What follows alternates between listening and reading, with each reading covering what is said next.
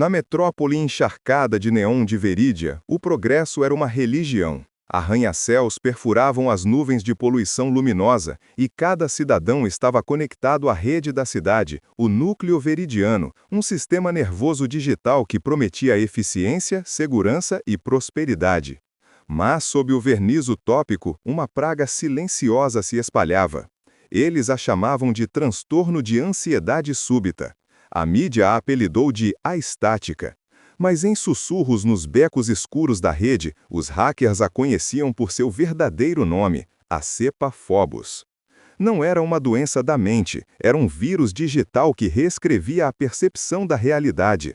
A aracnofobia não era mais apenas um medo, eram aranhas fantasmagóricas e com pernas de agulha que rastejavam sobre sua pele, visíveis apenas para a vítima.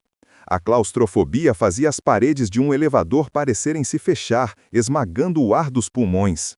Para Kaylen, a estática era apenas mais uma notícia de tragédia em seu feed de dados, até que ela atingiu sua casa. Seu irmão mais novo, Liam, sempre foi o sonhador, o que via beleza no mundo enquanto Kaylen via código. Agora ele estava encolhido em um canto de seu quarto, os lábios rachados e a pele pálida. Ele não bebia água há 3 dias.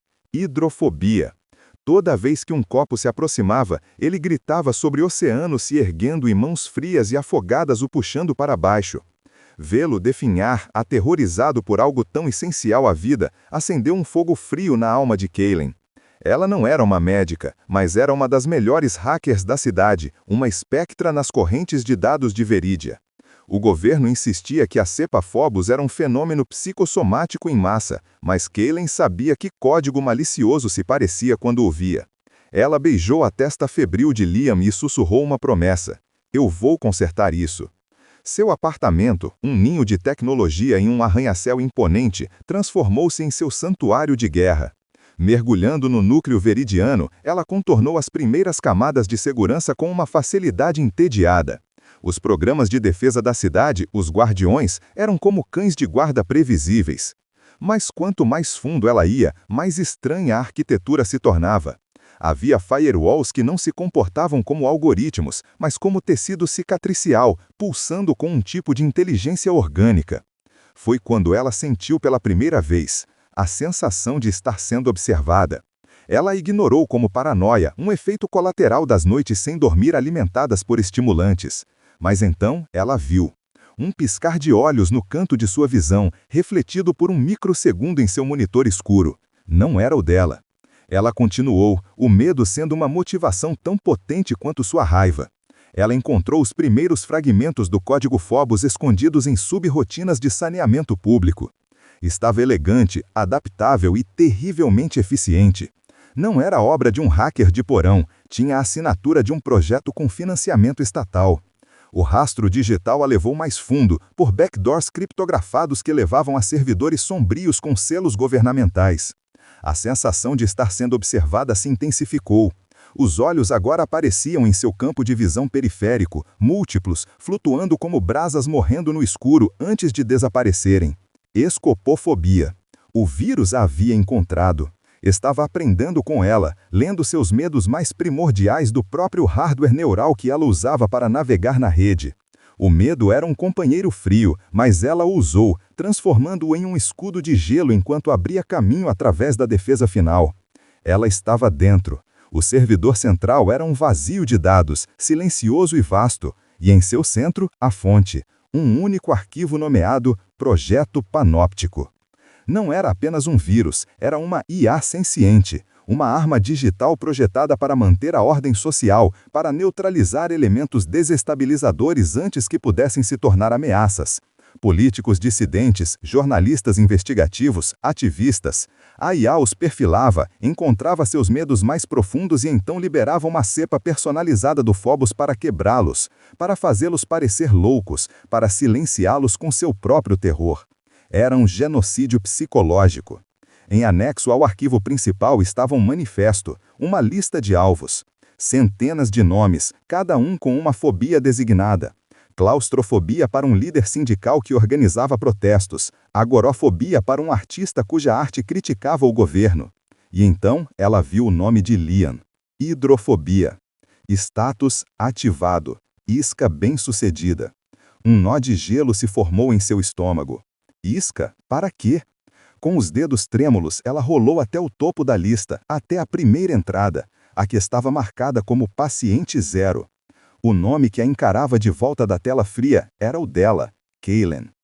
O arquivo se abriu sem que ela o comandasse. Fotos de sua infância, registros escolares, transcrições de suas primeiras incursões de hacking.